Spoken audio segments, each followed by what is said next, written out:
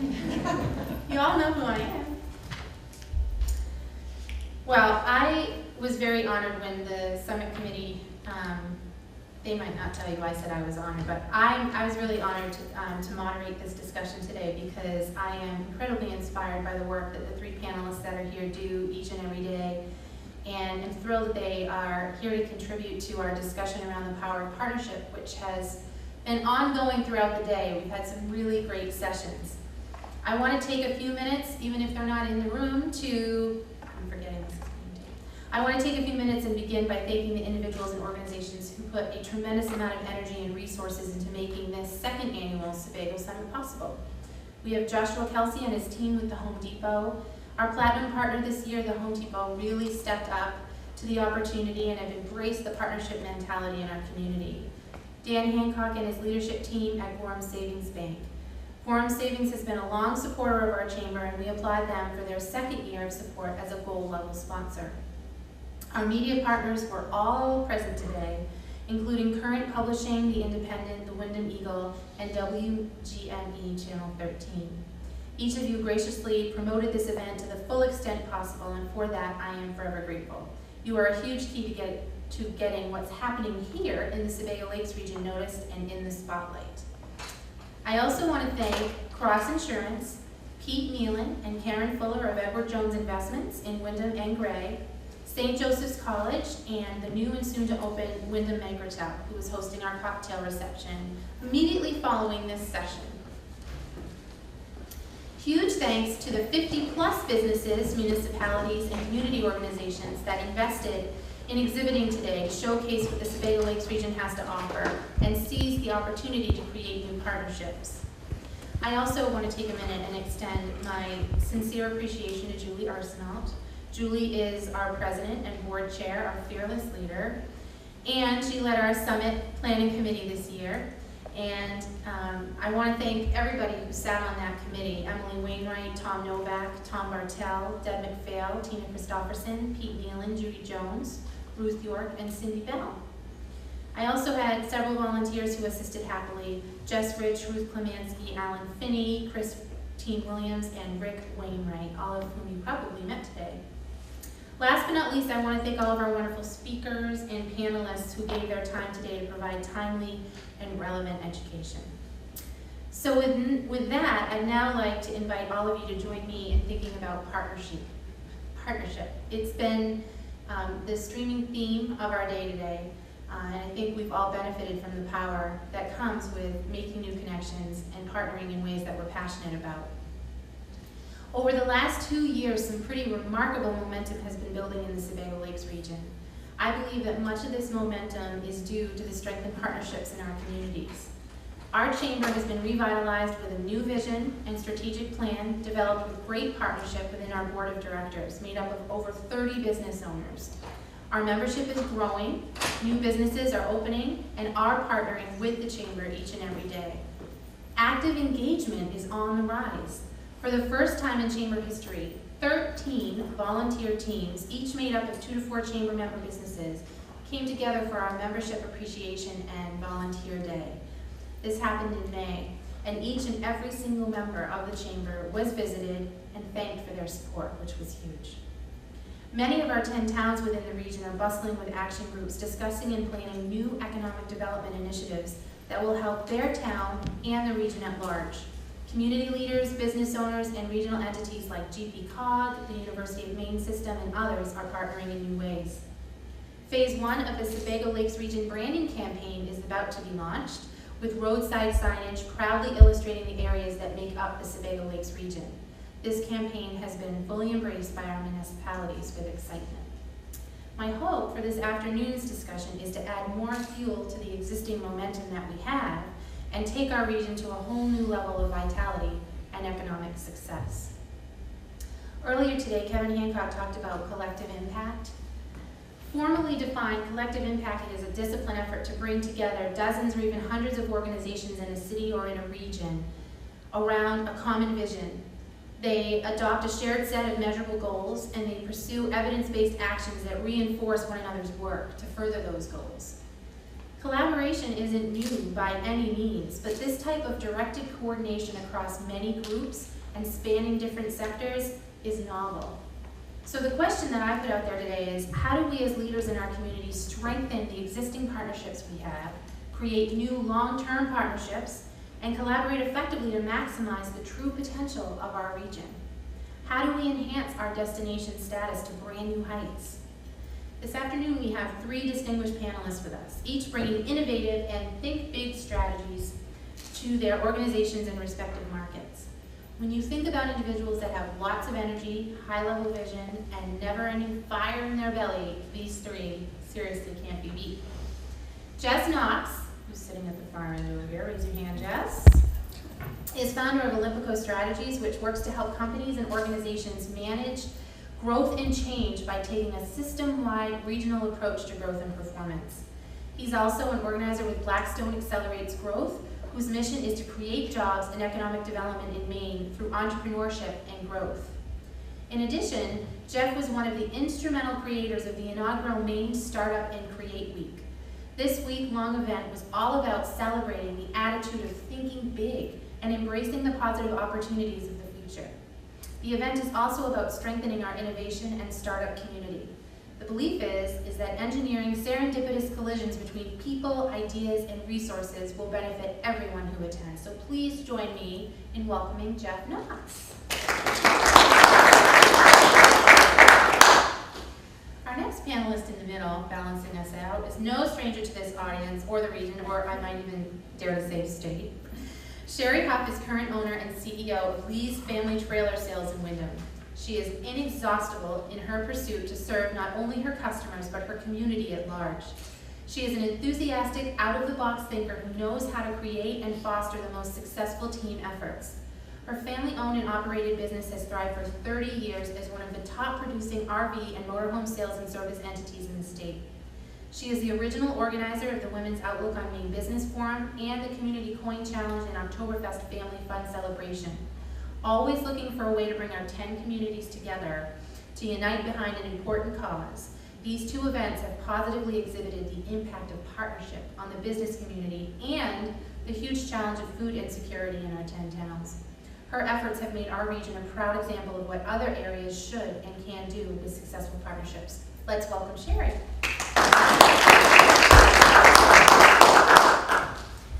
Last but not least, Bill Baker currently leads the economic development efforts for the city of Westbrook as the Director of Business and Community Relations, and he also serves as the Assistant City Manager. He served as Chief of Police in Westbrook from 2007 to 2011, and then transitioned to work with the FBI as a trainer before coming back to serve locally in this new capacity. Bill has always been a leader and is making great strides with making Westbrook a destination. Bill was a key planner in bringing the National Tough Mudder competition to the city this past August, which brought thousands of people to the area. He also spearheaded the effort to make Westbrook a stopping point on the Bike Maine 2014 route. Instrumental in revitalizing the downtown, Bill has assisted other leaders in the community to bring successful events to Riverbank Park, and has partnered with Portland Paddle to better utilize the beautiful resource that the Presumpscot River provides and give folks an opportunity that might not have one otherwise. Bill has coined a phrase that has really stuck with me since I first met him several months ago. We as a community organization and as businesses need to ask ourselves, are we ready for prime time? Day in and day out, he encourages that we all be prepared to seize the opportunities that present themselves, oftentimes with little notice. So please join me in welcoming Bill Baker.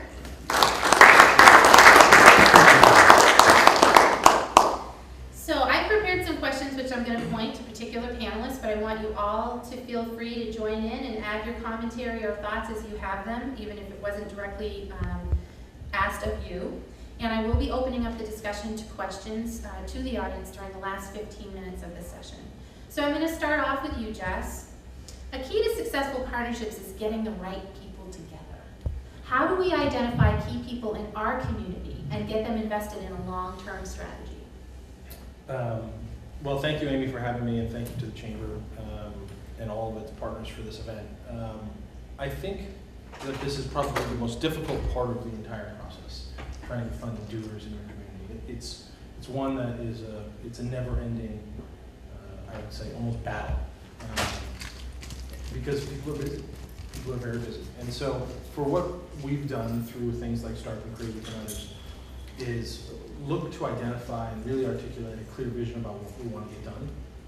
And frankly, we were talking about this earlier before, really going out there and trying to identify the relationships that we want to be intentional about. I think that's the one part that is often overlooked. It's the intentionality of building relationships and really going after, we read about people all the time in the newspaper or on TV about who are running great events. I often will sit when I'm watching the news or reading the newspaper, make lists of people who are doing really awesome things, and I just try to find them.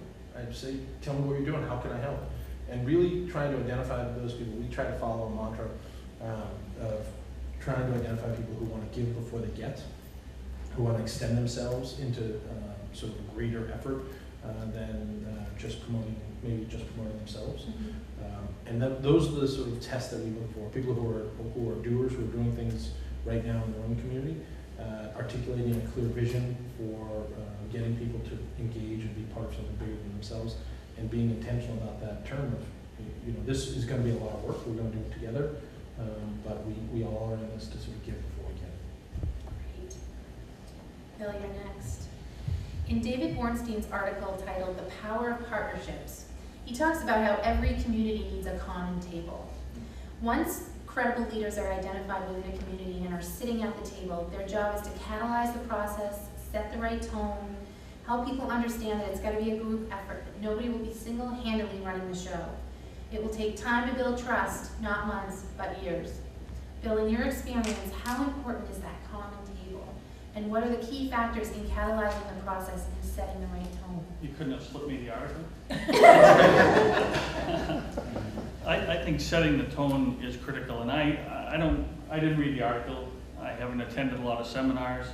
I just kind of wanted to have a frank conversation with people about the issue of partnership and how important that is, no matter whether you're in the public sector or the private sector.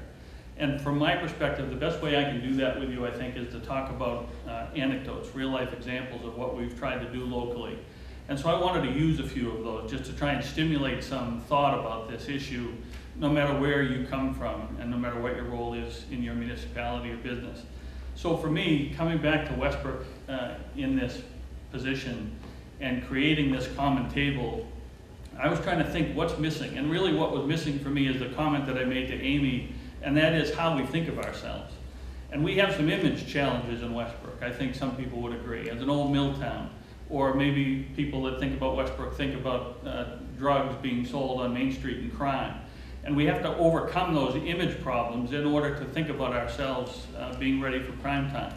And so what I do is to try and gather people and just challenge them to accentuate the positive attributes that exist in Westbrook, deal with our weaknesses and our image challenges, but to promote partnerships and collaboration everywhere you look.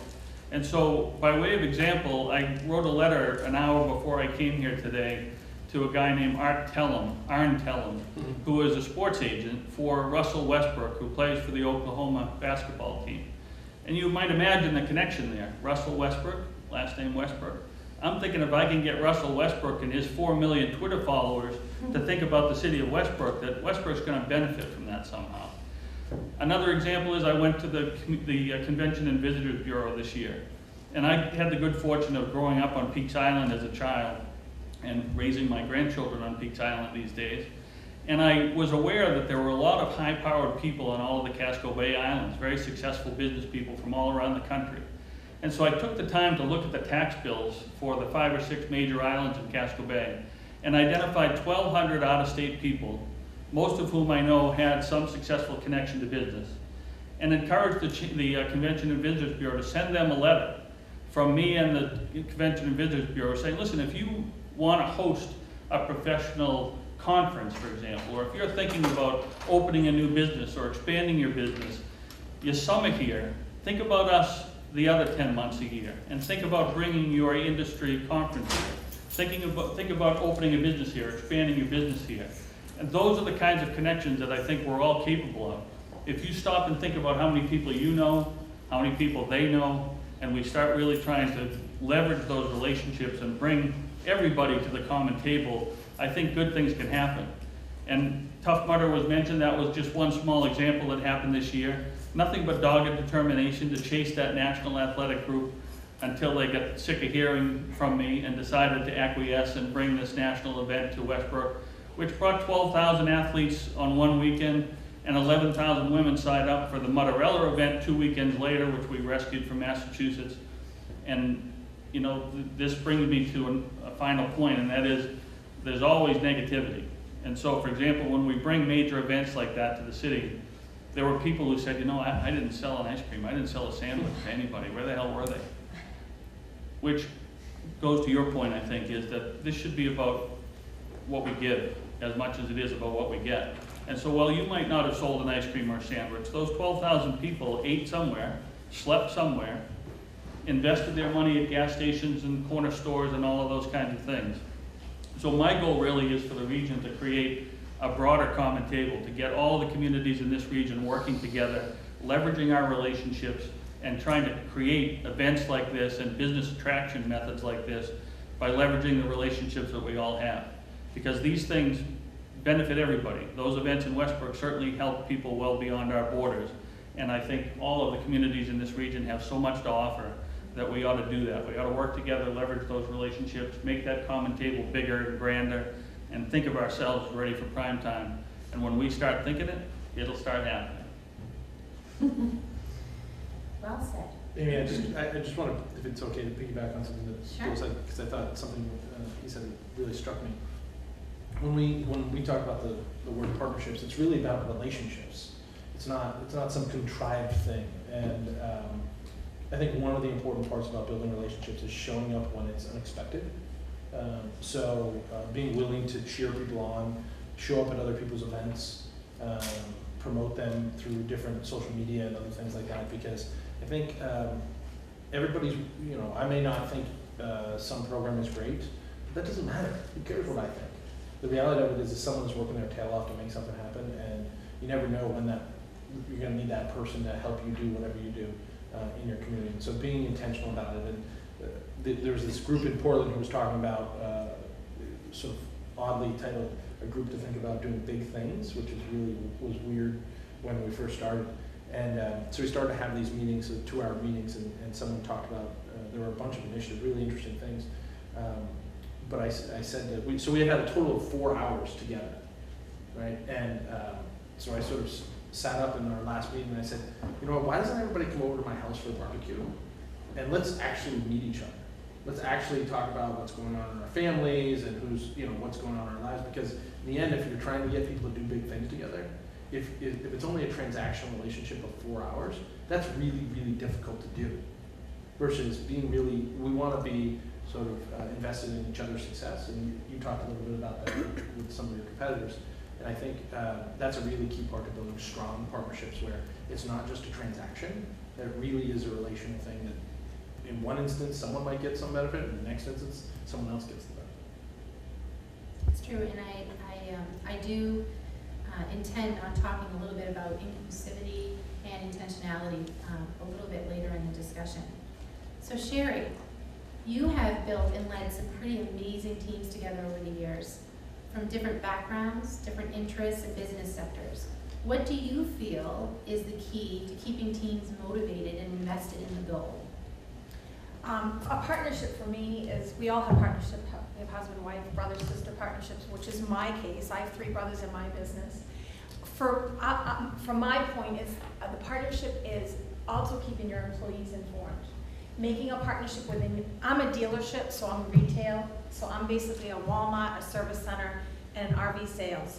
So I partner with all of my employees, and then I feel they go out and partner and make relationships within the community. They follow what we put out for them. And I think by keeping a great relationship and an open relationship, good or bad, with your employees, and partnering with them and keeping them informed makes them a better person out in the community. Because if we're talking about it with our employees, they're okay talking about it with other people. I partnered with MACOA, which is Maine Campground Owners Association, which if you didn't have RVs, what's going to go to the campground? So I go in and I do everything I can with partnering with understanding the campground within Maine, but also all of New England too. what's going on in their place of business, so that I know as an RV dealer, I can partner with them and make their job even easier. Fantastic, fantastic. What are the key things that you would say that I mean, a lot of it is your energy in itself that keeps people motivated, but what would you say are the top 3 things that keep your team motivated? I don't have any team player at my dealership that will give lip service. They will say, if they say they're gonna do something, they do it. They're driven by, probably, I do have that energy and I try to keep them motivated, and I'm always trying to give new ideas, new incentives. I set goals monthly for them, and I keep them, like today I was giving them the goals. I've been gone for 5 days and I was pumping them up because they're like having a record month. So I keep them informed.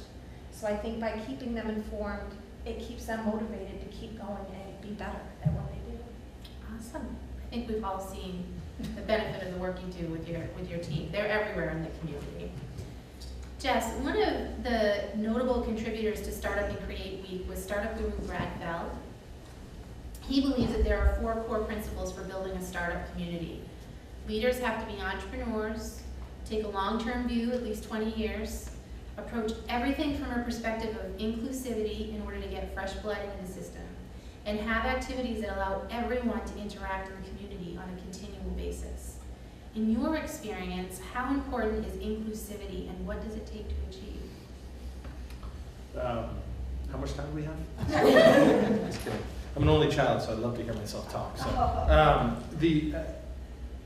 I think that the more work that we do in this project through Blackstone Accelerates Growth, and the more people I talk to in other parts of the country and the world, inclusivity is probably the most difficult thing to change. It's a cultural challenge, but it is the most important. When I think about this, you know, it's sort of I'm a simple guy, so new job growth comes from companies that are, you know, embracing some sort of new innovation, either a process or a product or an approach, right? So we want new jobs. Most innovation comes from systems or processes where people with different perspectives are looking at an existing problem or a new problem and trying to solve it together, right? So you have to have people with different perspectives in order to build innovative businesses. So if what you're doing, whether it's through partnership or trying to build startup communities, is with people who all have the same perspective, whether it's an economic perspective or background perspective or even ethnicity, you're not going to get the type of diversity of approach in solving those problems than if you have a more diverse approach. And it's everywhere you go. The data continues to play out that those communities that can be most agile in tackling new problems, being really open to new challenges, are those that have the most diverse background and most diverse sort of population. So I guess from my perspective, it is the most critical part of the work that we do, and it's the most critical part of the work that everybody's doing. I think we need people. We just need people. That's, you know, every economist in Maine knows we need people. And so if everybody that we're being intentional about inviting here or encouraging to grow up here are the same, we're not going to have the type of innovation that we need. We're not going to have the type of growth. It's as simple as that. So I guess I close by, I think we have some really strong cultural phenomena that it comes up in our everyday work. It's sort of our cultural credentialing system, where we say people from away. If there's one thing that I wish that we could change, it's that we would stop using that phrase. Because I think it makes people who want to come to Maine and be a part of something, like Chuck Goldman, who lives in Raymond, who was at Apple for 8.5 years, who wants to do more things in Maine. Everywhere he goes, people are like, oh, you're from away, you're from away. It's like, why the hell do I want to do something here? I feel like a second-class citizen, even though I've done tons and tons of things. If there was one way that we could start to build that inclusive culture, it's to really be intentional, that when people say it, just be like, no, they're from someplace else. They're not from away. So to me, I think it's the most important part, and we have to, again, intentionality, really focus on those cultural beacons that make it difficult to do. This morning, for those of you who attended Kevin Hancock's keynote, he talked about, for a couple of different reasons, how he was awoken to how important it is to make his employees feel comfortable sharing what they really think. And that as business owners, we have to know what our employees think. Because if we don't know what they think, well, what the heck is the customer thinking? So I really see that as kind of a theme I hear you talking about, Sherry. That's a large part of what makes your team so strong. Do any of you have any other feedback about that in terms of, you know, inclusivity and getting everybody's buy-in? I'd like to talk a little bit about inclusivity from a regional perspective, because I think the 10 towns out here, and by the way, I've just moved to Wyndham last month, so I'm now a proud resident of the You're Lakes not region. from away? I am no longer from away. The work continues. But is there anybody here from Portland? All right, well, only 2, so I'll take a gamble here. Portland is one of my favorite subjects, and Portland often speaks about how, I think their favorite phrase is, the rising tide floats all boats, which I personally think is nonsense. Because I think if, for example, we do something grand out here in the Sebago Lake region, the fact is that it benefits Portland, more so than the other way around. Because when we have an event with 12,000 people, where do they go to stay in a hotel? They go to Portland. So our rising tide floats their boat more often than the other way around. And so the challenge that I like to issue is to encourage all of us to think about what we can accomplish in this region and how it will affect everybody else if we can start getting some of the big regional players, and I usually talk about Freeport to Biddeford, Portland in between.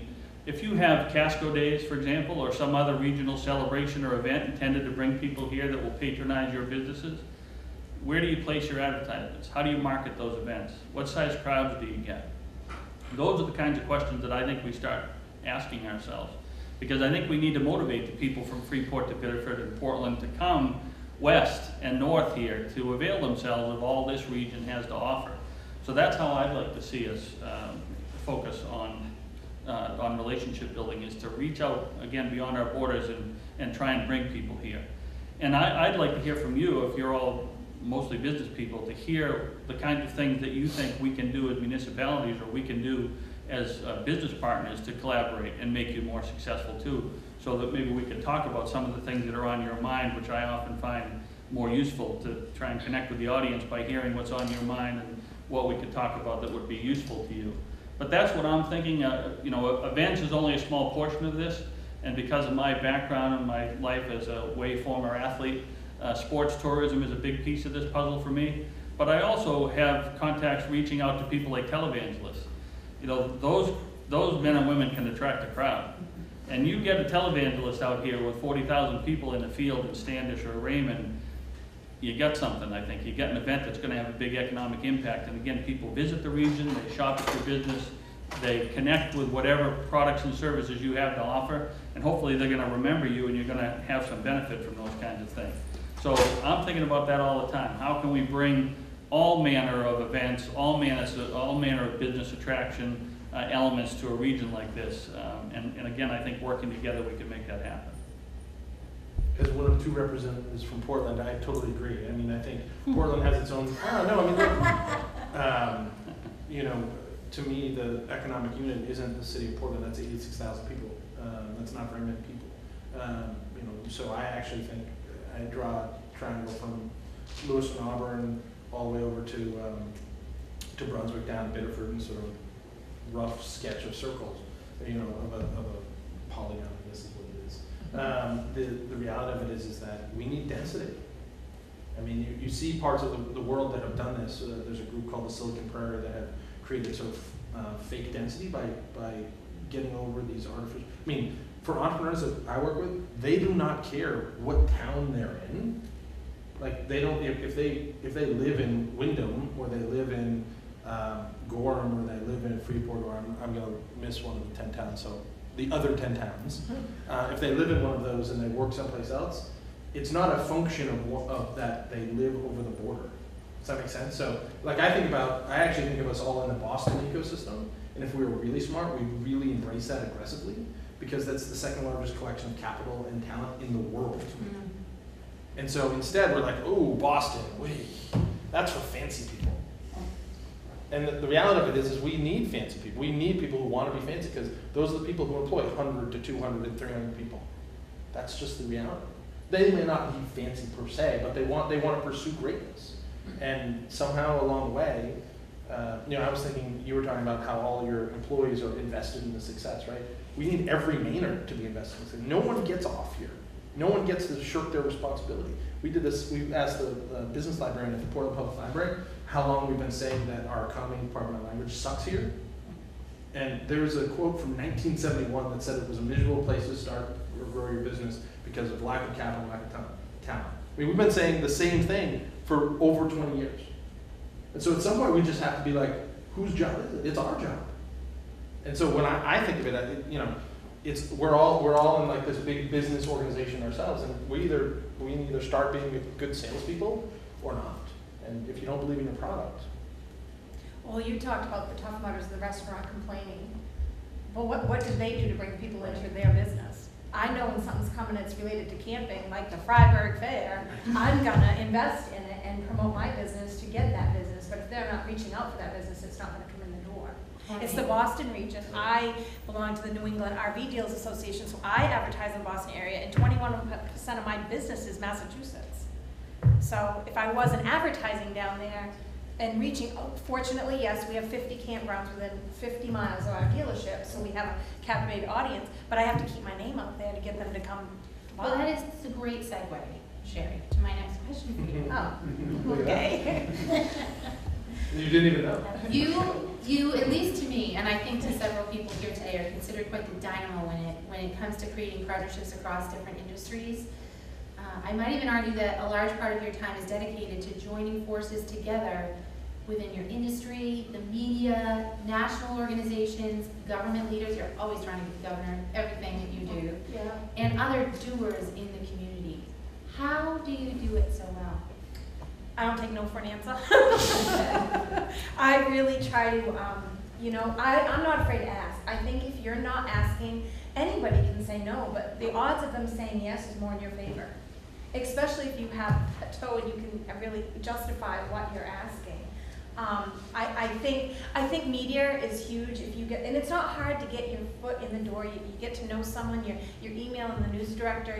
You're on it. Like I did it twice today for the Oktoberfest on Saturday. I'm keep it out there, keep it in their face, and eventually they're going to get sick of me and say, well, maybe we should talk about this for 30 seconds about the event. But you have to be willing to ask, and it doesn't matter who it is. It doesn't matter if it's the governor or anybody. You just have to ask, and hopefully that you'll have a good stance and they'll want to support you in that. It's hard for me because I do so much media advertising. I do know a lot of the people. But, Cindy Bell will come to me, or, somebody will come to me and say, can you just forward this so that I get the connection, and I'm doing it. So that's keeping my name out there because Cindy thought of me to do that. So I'm also working on branding Lee's family. Mm-hmm. Either one of you have any other things to add to that? I just think in terms of another pet peeve issue of mine, you talked about marketing and using media. I also think there's a big, giant media bias against everybody but Portland. Mm-hmm. And maybe it's not against anybody, but a recent example with cruise ship industry. I think Portland had 3 cruise ships visit in the course of 2 weeks that brought in 3,000 people between the 3 ships. And it was front page with a photograph and an article every single time the cruise ship came in.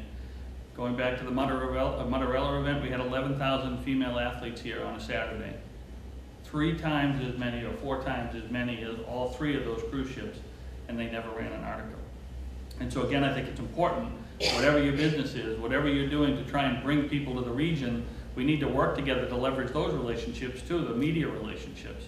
And we need to work together to help you with your event or your business. So if you've got something going on that would benefit from participation by people from Westbrook, for example, I would love to have you reach out to me and say, my business is doing something this coming Saturday, could you put it on the city website? And the answer should be yes. We should be connecting those ways too. And challenging the media and challenging each other to be good advocates for one another. Because again, I think the more opportunity you use people like me to advocate for you, the more success you're going to have. So that would be my contribution to that subject. You wonder sometimes how the news directors that say, okay, this is a story you're gonna go out and cover, because, you know, you get a burning barn in Buxton gets more coverage than the Tough Mudder, and you're wondering why they think that way. It's almost like people are liking the negative, not the positive, and we wonder why the directors think that way within the things that go in front of the anchors saying, we're gonna talk about this. You wonder why it's not all the positive. There's so much negative out there, you'd think they'd want to bring more positive to us all on that TV or radio or. So I have some thoughts on this. One is, stop playing their game. They're just people. They're trying to all generate news in their own organizational structure.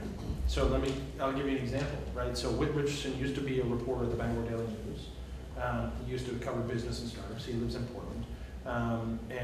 This is Lisa DeSisto took over as the CEO at the Portland Press Herald. We invited the Portland Press Herald to be a part of Main Startup and Career Week, right? But in the meantime, Startup Portland launched a blog that was almost specifically about telling the story about the startup and innovation community in Greater Portland. We have a Facebook page where we actively, by the way, this was all volunteer work, so where we actively promoted the startups covered by everybody from the Aroostook Valley newspaper to the York Weekly, all over the state. And so what we did was we just started to generate the press buzz ourselves. And so an alternative to the relationship building, which I think is really important in the press, is you don't have to play their game. Like, build a website, find some kids in the high school who are great at content, or find some people who used to go to, who graduated from high school or want to do some stuff. You build a blog about good news in the Sebago Lakes region. I can give you 10 examples. Detroit, one of the ways that the owner of Quicken Loans found out about all the great things that are going on in downtown Detroit was a newspaper called Good News Detroit, founded by 2 high school guys who were sick and tired of all the bad news in Detroit. So they just founded it themselves. That's not a criticism of anybody, but every organization, every industry goes through certain evolutions. And I think what we're seeing in different parts of the country is, as we all know, the print industry is going through serious evolutions. It's why the BEN employs so many bloggers, so many independent bloggers. So my recommendation is, sure, I can see how you're thinking about that. Most of those reporters live in Portland, so they're gonna cover those things. So I'm happy to also strategize ways that you guys can get more press. I mean, it's what we do. We got written up in Greater Portland as one of the most significant under the radar tech hubs in the country because we called a blogger. We called them and said, hey, wouldn't you love to do a series on the most under the radar tech hubs in the country? Sure.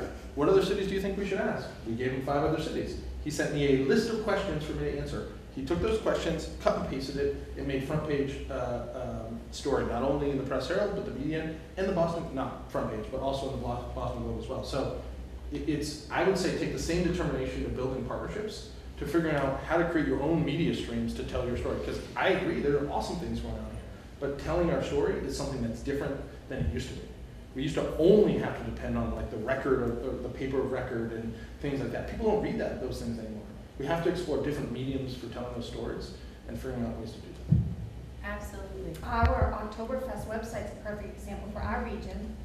You know, that's brand new for us, and the coverage has been awesome for that. And that's something we did on our own. And I guess when you talk about partnerships, this is probably not the first time this has come up today. But coincidentally, a reporter reached out to me today as a baby boomer and asked me about my embracing technology. Whether I am one of those people who has embraced it or fallen behind. I confess I am one of those who have fallen behind.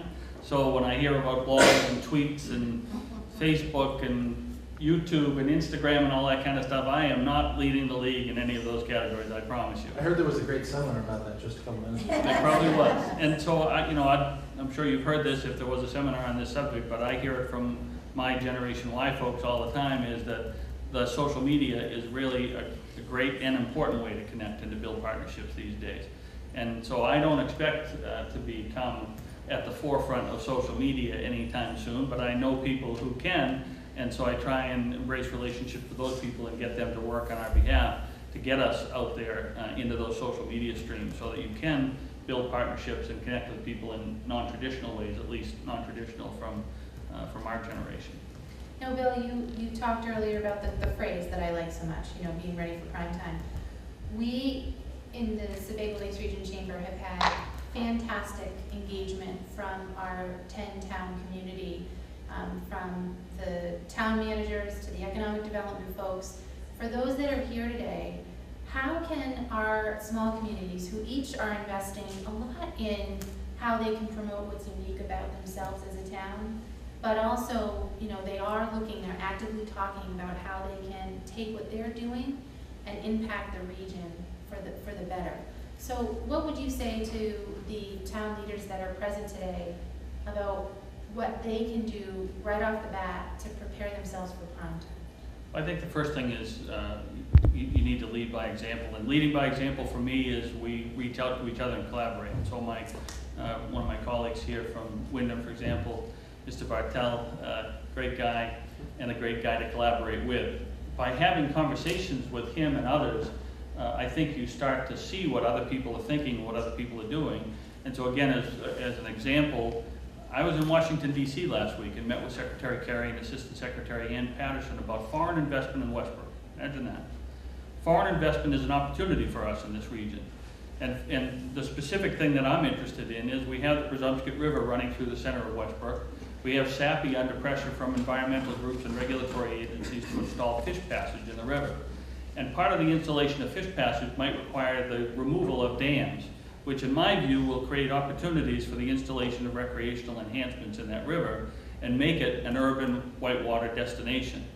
And that relates to a whole bunch of other things. We talk about our aging workforce and trying to attract and keep younger workers here for the businesses that you all run. We need things to keep them here. And so in my view, getting the Qataris who have a lot of money to spend and want to invest in the United States to help me create the Qatari Whitewater Park in the center of Westbrook, which is going to give young paddlers, young outdoor recreation enthusiasts a reason to stay in the region and a reason to recreate here.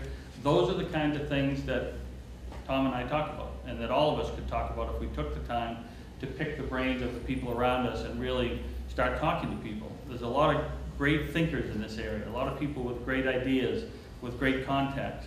But if we're all operating in our own little vacuums and not building those partnerships and reaching out to the people around us, we tend to see the world through that little Westbrook lens. And as I've said too many times already today, I think it's important for us to start thinking outside the box and beyond our little Westbrook lens and thinking about our place in the world. Because I do think that we in this region have a place in the world. And we can establish ourselves if we simply build those partnerships and cooperate and think of ourselves as ready for prime time. The other thing is I think you have to be ready to back it up. So when we say to the world that we're ready for prime time, and then a national sports organization says, well, what are we going to do about parking 6,000 vehicles? What are we going to do about land use agreements for the people whose land we're going to pass over or park cars on? If we have answers for those questions, they start believing we're ready for prime time too. So I think we've got the capacity to do a whole bunch more than we're doing to help the businesses in this area thrive, to help our communities thrive, and to really lead by example that we're ready for prime time in this region. I think one of our downfalls for our region, our 10 towns, is we don't even have a function hall. We don't have any function hall, anything in. Like, this is it. St. Joe was really. No banquet. I mean, if somebody, right, there's no banquet. If someone's gonna have a wedding, if from Wyndham, they go to Westbrook.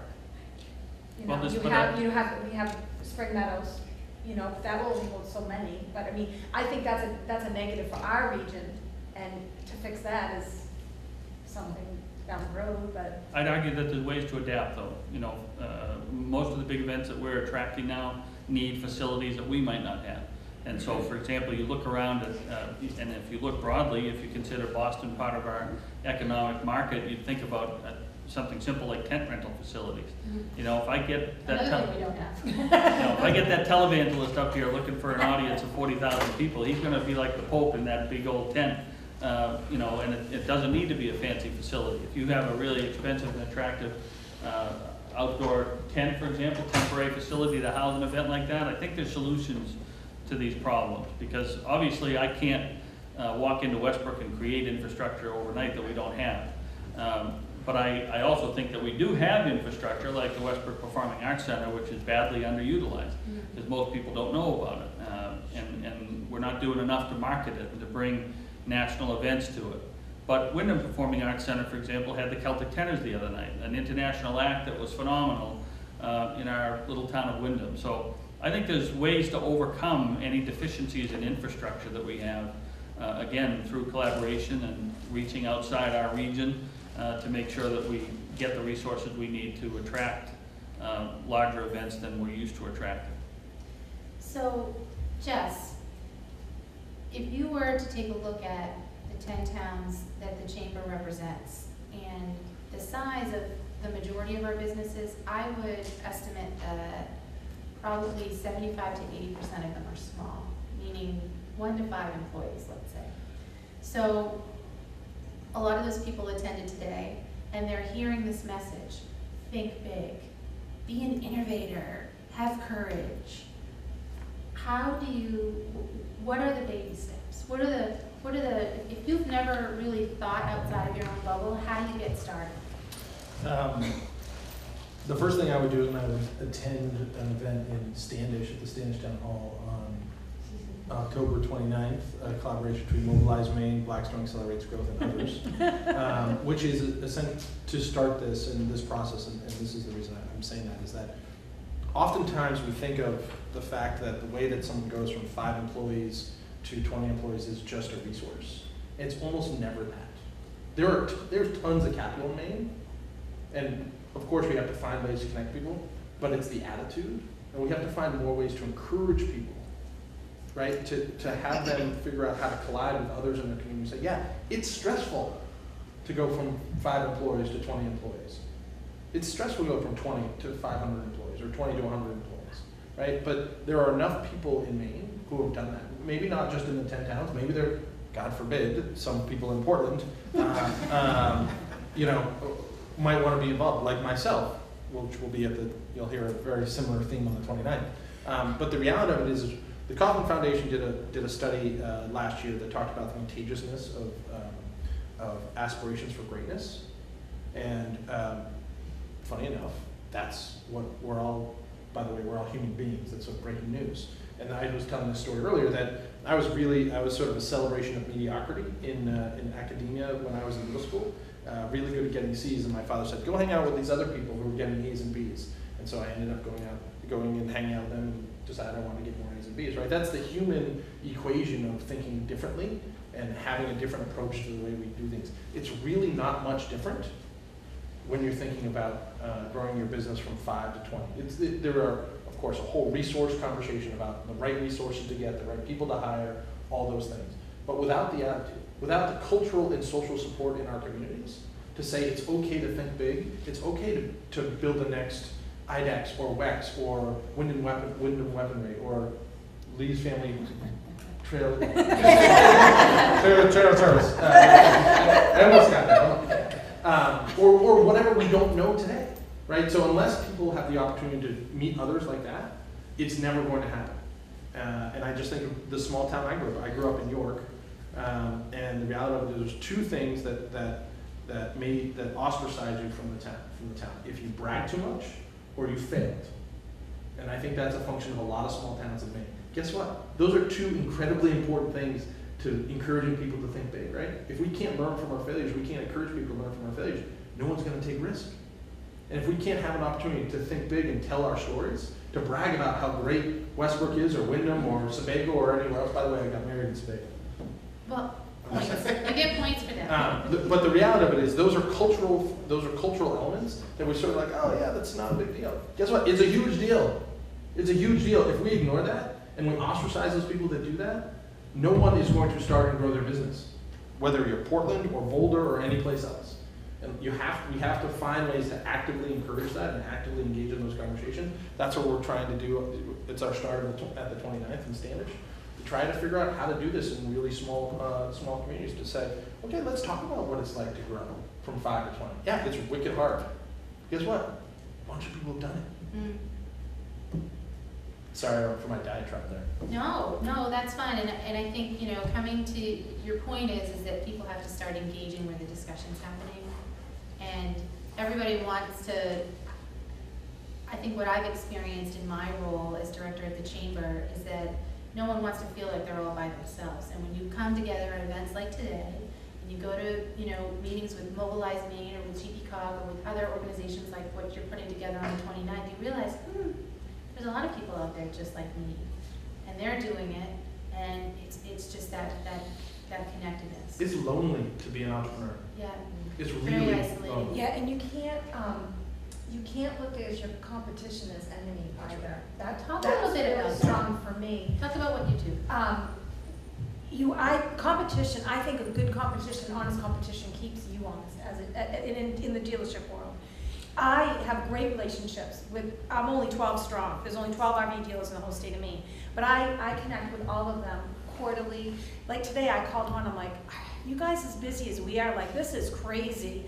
You know, my service department is just off the wall. And he's like, yeah, he goes, what's going on? So if you don't open up the conversation to your competition as to what's going on in your field, I think you're not listening to your field if you can't talk to your competition. I think it's great, like Spring Meadows and Point Sebago and Naples Country Club. They all talk, you know, and know what's going on, how golfing is, and that in my field that's how it is. I know in a lot of fields they don't want to know what their competition's doing. Well, that's part of thinking big. Yeah, they don't care what their competition. I care what my competition's doing. You know, I care if they're open 7 days a week. You know, I care if they're busy in their service department, in the storage area. So I think going out and asking questions among your competition makes you a stronger business. Absolutely, absolutely. Well, we have about 20 minutes left in the discussion today, and I'm pretty proud of the 3 people that are here today, and I'm proud of all of you for coming to the end of the day seminar. So I want to open it up to any questions that any of you have. Julie, if you want to grab the microphone over here, are you still able to walk? Yeah, I got my sneakers on. Oh, good. Sure. I don't know if we have time, but since it's such a small, intimate group, Yeah. can we just take a second, run through and see where people are from and what they do? Because Absolutely. I don't know 3/4 of the people in the Why room. don't we start down here with David Morton? Hi, I'm Dave Morton. I'm the town manager in Casco. I'm Gordy Billington, same function, Standish. Thanks for not throwing any tomatoes. You're welcome. Alan? I'm Alan Finney. I'm from Wyndham. I own a business in Wyndham, Custom Shingle Sign Company. I'm Bill Allen from Oswego Trust Piling in Wyndham. Dustin Rome, I'm a civil engineer with Malone McBrum and president of the Wyndham Economic Development Corporation. Louis Cameron, owner of State Farm Agency in Standish, Maine. Anne-Marie Swenson, I'm a regional manager of business banking for People's United Bank, and I'm also co-chair along with Jess Knox of the leadership committee for Mobilize Maine in Cumberland County. In full disclosure.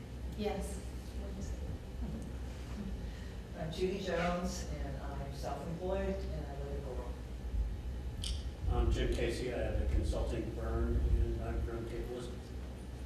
I'm Cindy Bell, and I'm with Current Publishing Newspaper Group, and our office is in Westbrook. I'm Kevin Cornish. I live in Wyndham and co-owner of a construction business in Greg, Maine, Tennis and Greg. Tina? Tina Christopherson, Career Pathways Coordinator at Wyndham Ramsey Gallaudet, and I'm also one of the, on the board of directors at the State Lakes Region Chamber of Commerce. Mm-hmm. Steve McFarland, originally from Portland, have been in Wyndham for 26 years. Sorry, Steve. That is unacceptable. I got the from away comment when I moved all the way to Wyndham from Portland, but most recently Wyndham Adult Education, and now at Cricket River Adult Education, Casco, Naples, Bridgeton, and Sebago. Ruth Ewart, Group Sales at Point Sebago. We do weddings too, Sherry. Tom Bartel, Wyndham Economic Development Corporation. My name is Greg Moran, a residential builder in Craig. Dave Pollock, co-owner, and I manage Spring Meadows Golf Club. Eric Halen, I own Microtel and Suites. I'm Amy Thornton, the regional manager of the I'm Bill Hubbard. I'm one of the managers of the new Microtel in Wyndham. I'm Abby Teatrout. I live almost across from the new microphone. And I'm the career coordinator at Kaplan at the Lewiston campus. My name is Ed Powell with People's United Bank, and I'm also on the board of the chamber. So, how many of you in this room today want to think big? Absolutely. So, who wants to ask the first question? Luann? Do you need this? Yes, she will. Well, I don't know, Oh, I don't you think can, so. if you project your voice, I'm sure we can get that. So Jess, I'd like to hear a little bit more of your thoughts about bringing the Boston business to Maine, southern Maine. I love your idea, that, Amy, that we're doing to market the Lake region. So if you could have any wish for this, I forgot to mention that I'm the leader of the Standish Economic Development Group. We have a lot of leaders here leading those different types of groups within this Lake region area. What's the one thing you would have us work on to try to ensure we collaborate, think big, and tap into the idea of Boston? So that's one question. The other message I'd like to give is I think there's tremendous learning from the hospitals and attracting physicians. We have some of the best hospitals in southern Maine because they love this area. So what could we learn from them, and have you done any networking with them to learn from that experience? Yes, my father is the 38-year CEO at York Hospital. So fortunately, I've lived that life for 38 years. But what I think there are a couple things. Number one, every community has to decide what they want to do and what they want to be. It's not about, there's this sort of mantra with folks who want to say we're the Silicon Pine Tree Valley or the Silicon, that's hooey. First of all, I think communities have to figure out what they want to be, and they have to get other people who want to be a part of making it, not just folks who are that's their day and day job. If there was one thing that I would think about, I used to commute back and forth to Washington on the Monday flight, and the number of people who have places in this area who fly back and forth, I bet some of those people on that social media panel that was who were right before us could come up with a campaign on how we want to have people who are relatively famous who stay up here, like Tucker Carlson, who has a place on Sebago Lake, Chuck Goldman I talked about from Apple, a number of other people that I used to ride on a plane with. If all we were doing was just asking them to post pictures of their time while they were in these communities, right? You're talking about millions of people who might be able to see this stuff. And trying to think about it more as a movement than a thing. It is a movement. That's the 20-year idea, that instead of what we're going to accomplish in the next 6 months, what are we building for a 20-year period? Not so that every day is we're thinking 20 years. So not tomorrow it's 19 years and 364 days, but every day is 20 years. That allows us to get outside of the artificial political boundaries, which are 2, 4, 6, and 8 years. That's the other thing that Phil talks about, which it has to be entrepreneurial organization led, and that's a really important part. So we need more of the business leaders, folks who are up here, folks who have been at this event this week, to have skin in the game. That's really hard because people are building their businesses. And so figuring out a way to get them involved is really important. So one is the social media, about talking about their experience. And that's how all those articles have been written about Portland, is that people just start talking about it a lot. And there are a lot of reporters that go to places. And that's how these stories get written in the New York Times and Washington Post. There's a day that goes past it. I bet if you just went to a place like Migas Lodge, which is where I got married, and you asked them, you figured out some partnership where they and Point Sebago and a couple other places could, within some reasonable expectation of privacy, ask people who had weddings there to just post and use the same hashtag.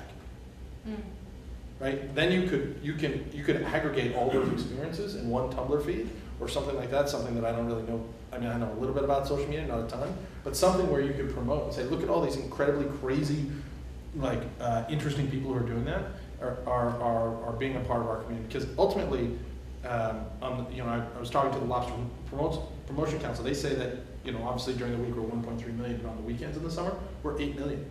And so figuring out how to have some conversion rate of those people who want to spend the rest of their life here is pretty important. But that combined with figuring out how to build from within is really important. And that's why the inclusivity part comes up. Is you have to work you said the phrase, engineering serendipitous collisions between people, ideas, and resources. What does that mean? Have events. Have events where entrepreneurs tell their story, not about how great the chocolate is that they sell, but what was their experience. Every person in economic development in this state should be doing this. At all their events, entrepreneurs should be telling their story, because you never know. I'm sure this happens to everybody. You run into some new business, they're building this world-class product, and guess what? They don't want to talk about it, because that's the main thing. Nobody wants to be the fancy person. That's what the Island Institute said was the biggest barrier to building strong economies in islands, is nobody wants to be the fancy person. Right? We need those fancy people. We need those people to have the opportunity to say, yeah, I want to grow big and I want to do it in Maine. Can I just follow up with one quick thing? I certainly agree with everything that just got said, which is why I talked about the mailing to the, people from the islands who work from 37 different states, for example. But one of the things I think we also need to be ready to do in terms of our own sophistication is be able to change the conversation when those contacts get made, particularly about certain metrics in Maine, doing business in Maine. What I mean by that is when I was talking to the people in Washington, for example, about foreign investment, the first thing they ask about is some of the metrics that we don't do well with. So in the city of Westbrook, for example, if you look at average income, average education, some of the metrics that businesses measure their ability to succeed by, we may not fare well in some of those. But there are some that we do fare well in. And so I think we need to be able to understand those and to be able to spin those conversations in a way that shine the light on the metrics that reflect favorably on us, because we certainly do have some.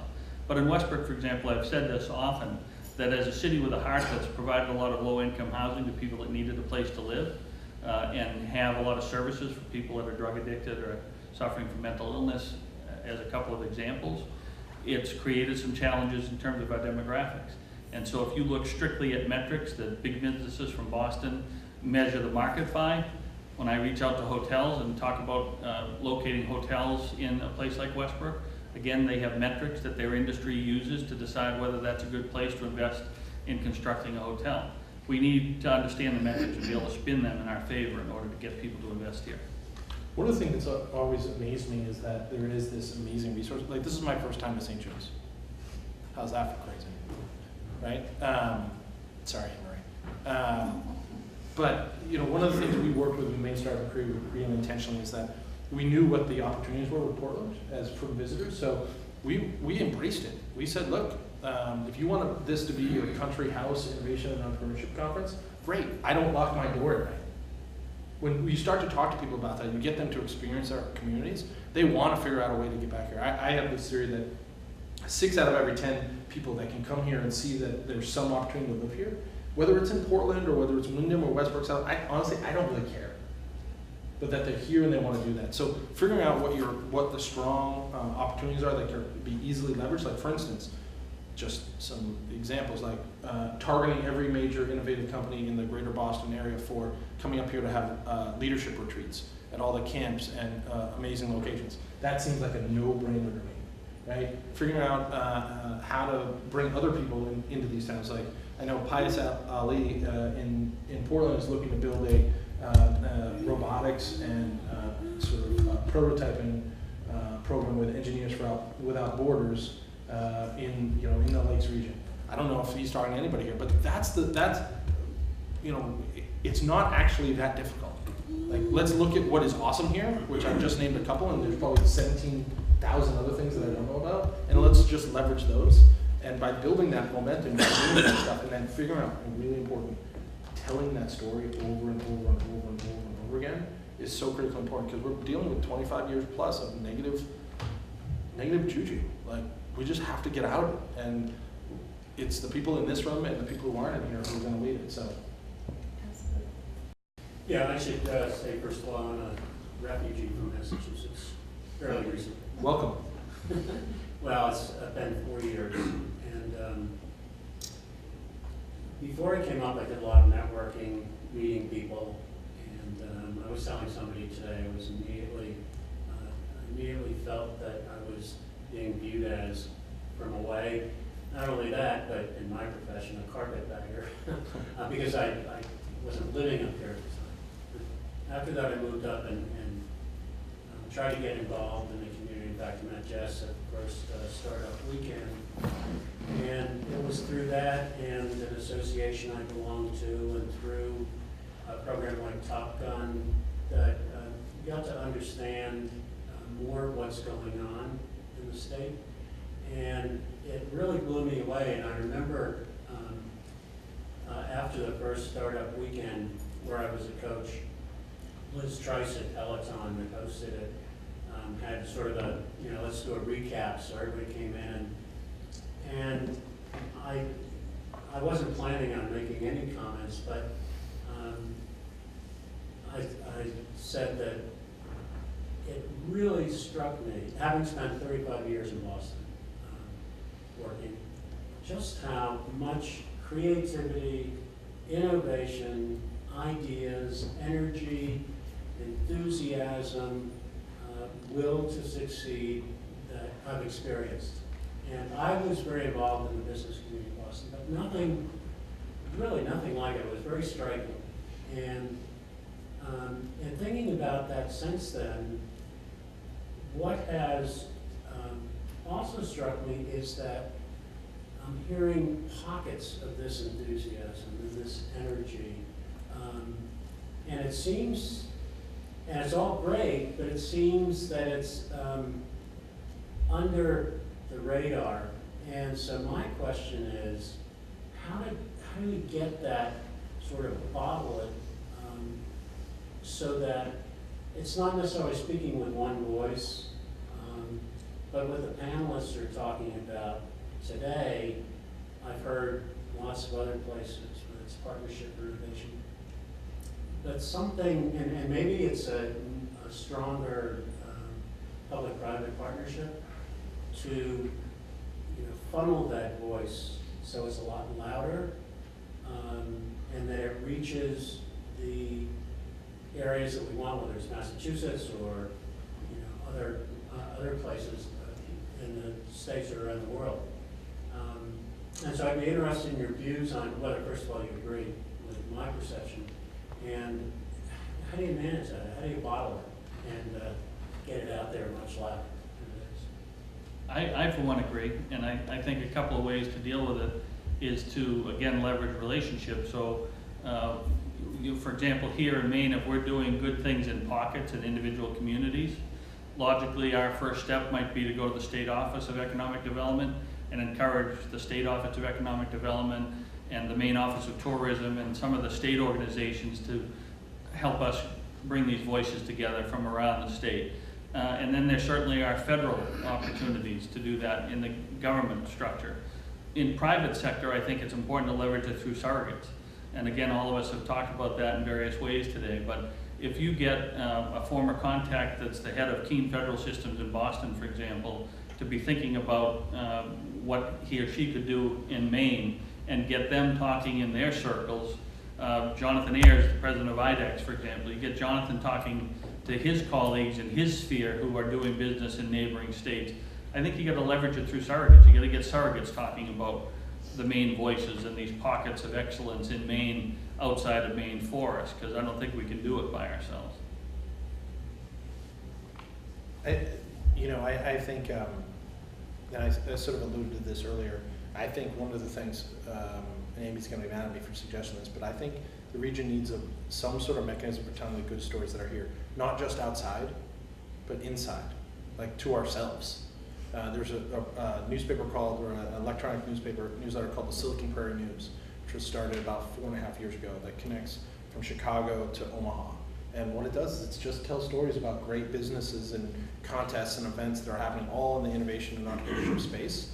And obviously that's a much bigger geographic area, but I'm betting that with some really thinking through it, finding a way to build a newsletter and some online media that is just telling the story about all the good things that are happening here. Because guess what, right? If you guys don't believe in your product, if everybody isn't saying that things are going well, that great things are going, it doesn't matter. It becomes way more difficult to get surrogates to do it, because what happens is someone comes here and then they go out for dinner and they're like, oh, I'm here, I'm looking for this great place, and they run into somebody who's a waiter or waitress or something like that, and they don't know all the great things, and they're like, yeah, it sucks here. I mean, that's what happens all over the place in Maine, right? You can build it as much as you can, but unless we start to really drive it deep, because I bet everybody in here has one or two great stories about things that are going on in the region. You're already done. You've got all your newsletter for the next 18 months. And the reality of it is that if you build it internally, if you start trying to convince yourself that you're awesome, it will start to permeate everybody else that comes here. Because what will happen is the next time that famous person who doesn't live here goes into a place, is like, oh, what are the great things they're doing? Oh, have you signed up for the Sebago Lakes Chamber awesome newsletter that talks about all the great things going on here? Oh, no, I didn't know about that. Okay, we'll sign up for it. Then there you go. right? It's that type of thing that does it, because ultimately the individual validators, the individual people who are living in the communities are the best salespeople. They can talk to way more people than if all of us are just doing it, right? So if we start to convince them, we make it part of the culture. You look at a place like Omaha, you look at a place like Cedar Rapids. These are not big communities that are now, I mean, Cedar Rapids just listed the best place in the country to do a startup. Who would have thought that? Anybody here been to Cedar Rapids? I have. Not a lot there. Not a lot there. But they're rocking it because they've been really intentional building the community side of the equation. So I agree with you, but I think that, you know, trying something, being intentional about that strategy of storytelling, both internally and externally. Too often we're like, oh, we just got to tell everybody else who comes here. Guess what? We're the worst sales force in America. We don't believe in ourselves, just generally. For my business, it would be asking your customers too. Yeah. I just had a short thing happen. Amy happened to be part of it. An RV rental company was renting RVs at the Freiburg Fair. There's 3,500 campsites there. Well, 5 of the RVs did not show up. Well, I'm the only RV dealer there that they can come to that has a service counter. Like literally, like I don't know what to do. All my trailers are rented. They lived for 2 nights in my staff trailers. They had nowhere else to go. So the guy came to me the next day and he goes, what can I do for you? I said, just put it on your Facebook, put the word out there.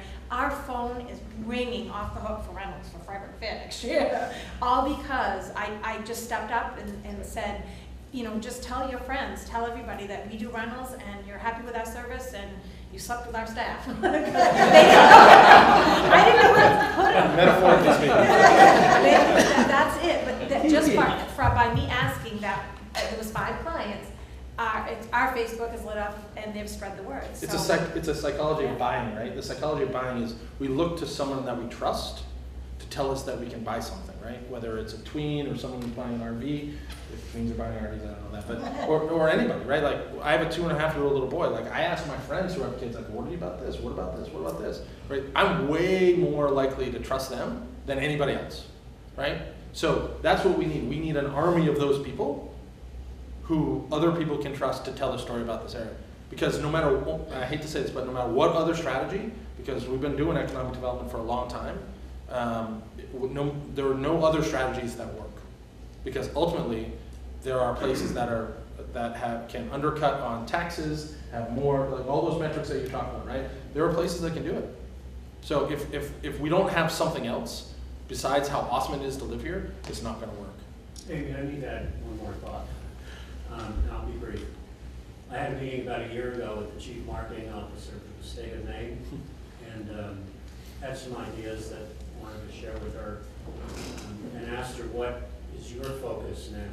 She said, my priority, my directive from her boss, was to get the voicemail messages of all the departments consistent. And I thought she was joking. The point being, that's one of the loudest, potentially one of the loudest voices.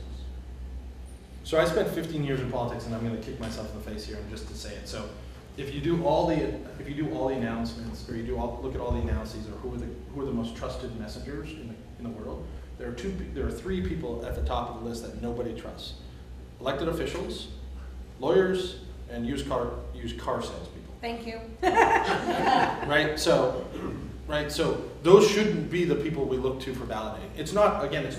They're not bad people. I'm not saying they're bad people. I'm also a lawyer. So as I said, I'm sort of throwing myself on the bus. The reality is we have to find other validators, and there's no better.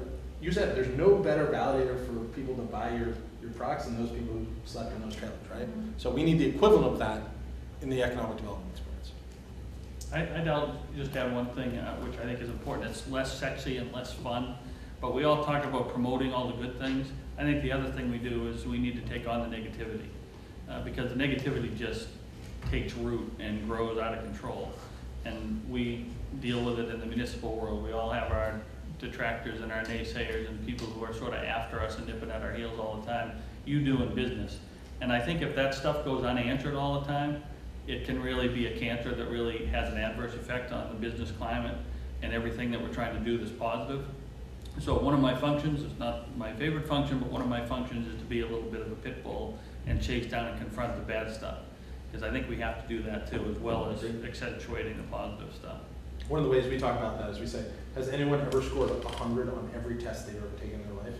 The answer is that is no, right? So not everything is perfect all the time. If that's what you're into, honestly, I don't want to hang out with you, right? Because we have to learn from this goes back to this idea of failure. There are going to be bumps in the road. Nothing good has ever come from perfection all the time, right? So we've got to drive that learning that, yeah, bad things are going to happen. We just got to sort of grow up a little bit and sort of decide for ourselves that we want to do it, not somebody else's job. So, Al, do you have a question? Bill actually kind of set this question up for me. I was going to ask it anyway. Earlier on, you said that Westbrook was suffering from a negative image. I grew up in Westbrook, and I would agree that it's not the same place, or it's not thought of as the same place.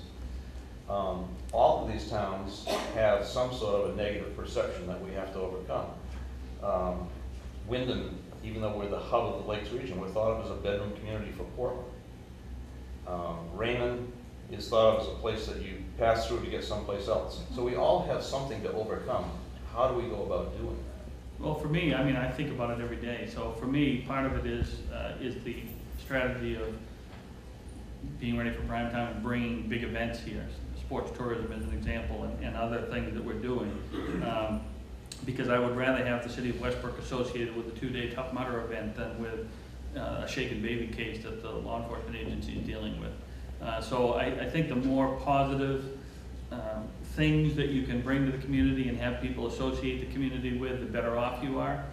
The other issue is a marketing strategy and a branding strategy and a media strategy. And we talked a little bit about this before you all showed up today. Again, I'm a low-tech guy. I acknowledge I've got some significant limitations. Social media is one example I mentioned. The other one is sort of creativity. I am creatively challenged. So when I think about creativity and branding, I think a lot of the branding and the logos and all that stuff get a little gimmicky for me. And again, I hate to pick on Portland, and I hope we can edit this tape, but I know they spend a lot of staff time and money and resources putting together their campaign, and I can't even think of what it is right now. It's Better Here, right? I think it's Better Here is I think the logo they came up with. For me, I'd rather not spend a lot of time coming up with gimmicky bylines and catchy phrases. I'd rather have the proof be in the pudding. But one of the things we're going to do is to try and figure out the way to accentuate the positive in Westbrook and change the image. And one of the ways we're going to try and do that is through more aggressive use of television media. We have a great relationship with the American Journal, and we have a lot of other great relationships in the media market. But for me, I can remember television ads from when I was 10 years old. I can't remember an ad from a print publication from last week. So showing the Westbrook Performing Arts Center in a 15-minute commercial on Channel 6, 8, or 13, or showing people paddling over the falls at Sacarapa Falls in a 15-minute segment on one of the 3 TV stations. Those, to me, are the kinds of things that are going to start changing people's image and their associations between their associations with Westbrook. I think one of our negatives, not for me, but some people in our area, and Tom and I have had this conversation before, is the 302 corridor. A lot of negativity is because of when the tourists are here, the traffic. But for me, that's a positive because it's a captivated. They have to go by me. You know, and I think people do have a negative mindset against the traffic on 302. I can't on a Friday night leave my dealership and turn left. I have to go down the rotary and up 302 because I never get across. But that's a positive because I know those thousands of cars that are going by. But I think that's a negative that has always seemed to be in our region, that our traffic is just terrible because we have one road that goes through us, really. Any other questions? I want to personally thank each and every one of you for attending this discussion today. You were here, your businesses in our region, and I'm sure, I'm hopeful that today's summit, the expo, the seminars, I hope that they inspired you to think a little bigger and to try to do a little bit more each and every day to reach out to somebody that you don't know, another business, another colleague, and start creating those partnerships and use some of the ideas that were talked about today to not only benefit your business, but your life and your community as a whole. So thank you very, very much. Thank you to the three of you for being here today and contributing. Thanks for having me. And as a big thank you for sticking around today, we have a very nice business reception that is going to be in Xavier Hall immediately following this. We have some great jazz music, we've got great food, and the Wyndham Microtel is our host tonight. So they want to talk to you a little bit about some of the exciting things they're bringing to the area. So please join us over in Xavier Hall. Thanks.